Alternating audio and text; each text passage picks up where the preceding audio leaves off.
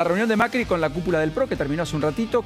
Bueno, hay foto, finalmente en un ratito la ponemos, la compartimos, si la tienen a mano mejor, de distintos dirigentes que estuvieron con el expresidente que intenta transitar un momento donde le cuesta encontrar su lugar, su posicionamiento, ejercer su liderazgo puertas adentro en un partido que se dividió, que se escindió, que puertas adentro está teniendo un enorme debate respecto a si tiene que confluir o no con la Libertad Avanza. Tras la asunción de Santilli ayer, salió Cristian Ritondo a decir nosotros vamos a mantener nuestro bloque, no va a haber un interbloque porque hay que retener identidad. Y de hecho en este encuentro, donde estuvo Jorge Macri, donde estuvo Guillermo Dietrich, que finalmente no ocupó ningún rol efectivamente en el gobierno nacional, no fue parte del recambio, la apertura, lo que se hablaba en la previa de las elecciones del 26 de octubre. Está Darío Nieto, que fue electo en la lista de la Libertad Avanza en la ciudad de Buenos Aires, diputado nacional. Está Ramón Lanús, uno de los intendentes que ayer acompañó, el intendente de San Isidro, la asunción de Diego Santilli. O sea, estuvo con Santilli y estuvo con Macri en el transcurso del día de hoy. Pero además estuvieron otros dirigentes, muchos de los cuales, acá está la legisladora electa también en la ciudad de Buenos Aires en la última elección. Está Silvia Lospenato, alguien que finalmente no hizo campaña por la Libertad Avanza y que encabezó la lista de legisladores porteños en la elección del 18 de mayo, enfrentando efectivamente a Manuel Adorni. Pero quiero decir, me parece que esta foto es un símbolo del intento. Está Jorge Enríquez, acá uno de los históricos dentro del PRO de la ciudad de Buenos Aires.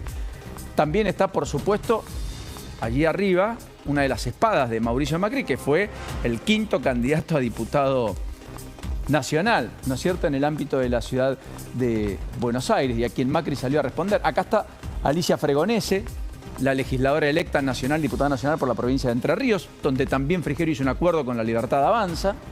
Está Cristian Ritondo, obviamente. El presidente se supone que va a mantenerse en ese cargo de la bancada del PRO con fluidez con la Libertad Avanza, pero con equidistancia y efectivamente sin ser un interbloque.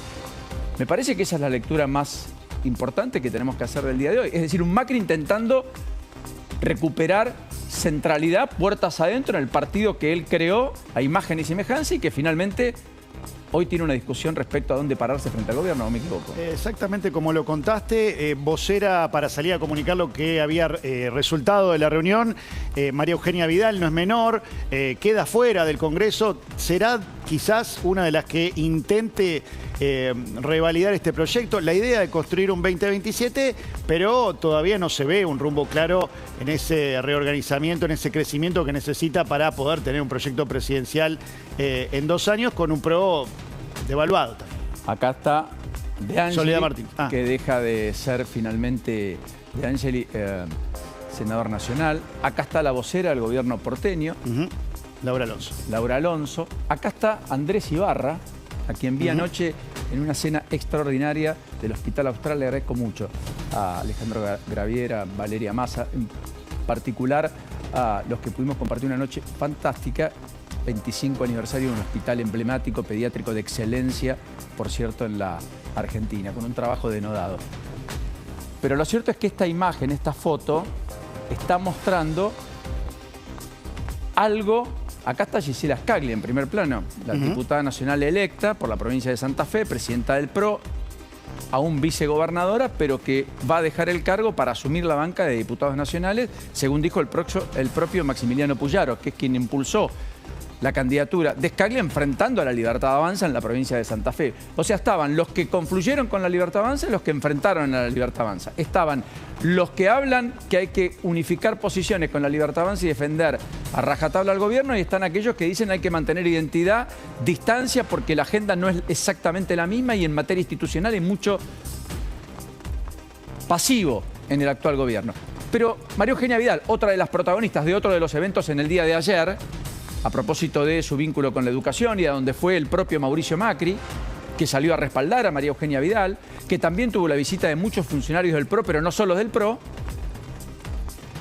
Tras el encuentro dijo esto. Creo que todos los que estamos hoy somos los que queremos estar, que queremos seguir siendo parte del PRO, que creemos que el PRO es un partido muy relevante en la Argentina, primero para garantizar, seguir siendo los garantes del cambio, como venimos siendo en los últimos 2 años. Es imposible pensar que gran parte de las reformas que se hicieron en los últimos 2 años se pudieron haber hecho sin el PRO en el Congreso apoyando cada uno de esos debates y esas discusiones. Y en segundo lugar tenemos el desafío también de construir una alternativa, ¿no? Y tenemos 2 años faltan 2 años para la elección.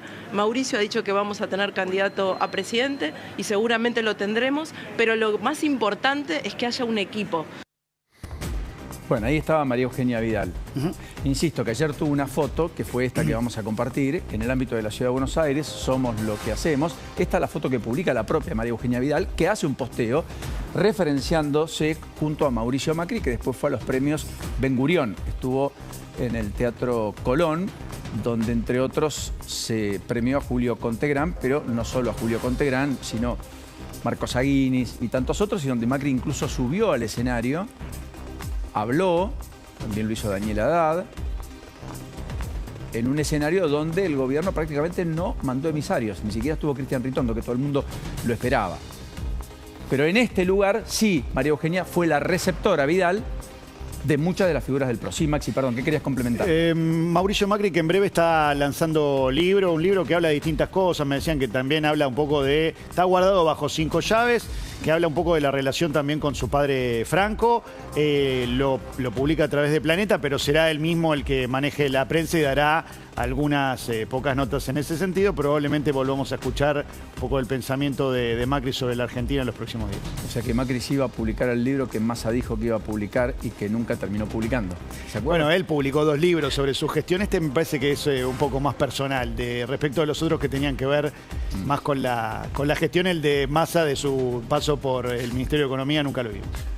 Ciertamente hay que ver si es un libro casi a modo de despedida o no, porque Macri dice vamos a tener seguramente candidato a presidente. Vidal dice lo mismo, vamos a tener candidato a presidente, pero para eso hay que construir una narrativa, hay que construir una identidad, hay que tener una hoja de ruta y al mismo tiempo un propósito y, por cierto, un candidato para poner en góndola, como se le dice habitualmente en términos políticos, es decir, alguien atractivo que la gente vaya a comprarlo, a buscarlo, lo adopte y sea una alternativa real de poder. Todo eso está en discusión dentro del PRO, porque hasta acá en los liderazgos partidarios tan personalistas que tenemos en la Argentina, sin Mauricio Macri esa figura todavía no está.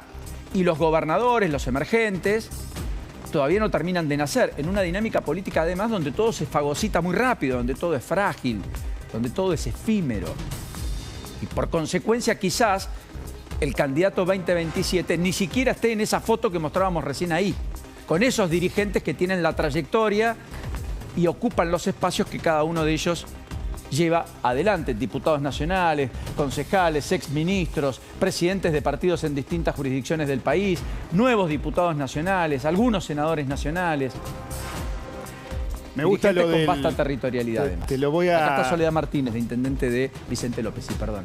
Te lo voy a robar lo de un candidato para poner en góndola, porque quizás sea el dueño de las góndolas virtuales más importante de Latinoamérica, el candidato. Marcos Galperín. Exactamente. Francamente no lo veo. Pero esto es una apreciación personal, personalísima. Francamente, ¿eh? Me parece que cuando vos mencionás tanto tiempo antes a alguien... Es probable. Es un efecto desgaste que se siente bastante fuerte. Y además no sé cuál es el apetito por la construcción política de Marco Galperín. Objetivamente, no lo sé. Yo creo que un producto como Javier Milei fue único. No hay manera de replicarlo de la manera simétrica que algunos imaginan con Marco Galperín. Cierto, pero seguro. esto es una idea, ¿eh? Bueno, hoy se conoce la inflación a las 4 de la tarde. Es el dato económico del día en un contexto de mercados que están... para arriba, finalmente, con ascensos en los bonos argentinos, en las acciones en el exterior, riesgo país abajo de 600 puntos básicos y el dólar cayendo. Con un gobierno que efectivamente parece que empezó a comprar reservas después de que acá Luis Caputo el lunes dijese que no podía revelar si se había activado o no el swap con los Estados Unidos, pero inmediatamente después el propio Bessent, secretario del Tesoro norteamericano, ayer nomás, sí efectivamente reveló que había habido intervención, que Argentina había activado un tramo, se supone que por más de 2.000 millones de dólares, y por el cual incluso el Tesoro norteamericano había ganado plata.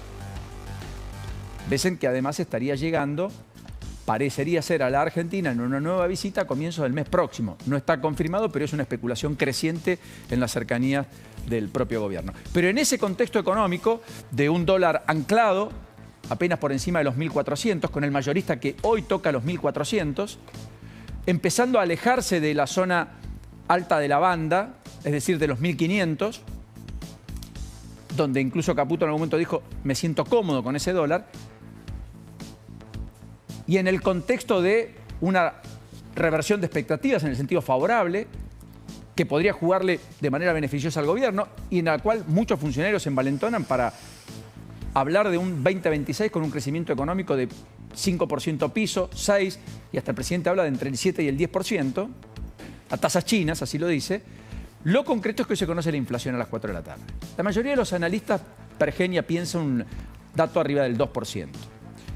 Bueno, veremos qué ocurre. En cualquiera de los casos, esta idea del gobierno de volver a poner mano en las intervenciones, en esa flotación sucia, en el tipo de cambio para bajarlo, probablemente tenga mucho que ver con el impacto que está viendo, que se está empezando a registrar en noviembre en las góndolas a propósito del aumento de la carne, que tiene un alto peso en el dato de inflación que todavía se comunica y se conoce y se junta y recolecta a través de la canasta que aún se usa de productos, de bienes y consumos, que va a ser modificada a partir de enero y por tanto con el dato de enero en febrero será algo distinta. Veremos si es sustancialmente diferente o no. Y porque además está notándose, o se notó parcialmente, el traspaso a precio del impacto de lo que fueron los productos importados, con el salto cambiario de octubre. Sumado además al aumento en los servicios, en muchas facturas de servicios que estaban postergados. Hay provincias, por ejemplo, San Juan actualiza en noviembre la cuota de los colegios privados arriba del 7%.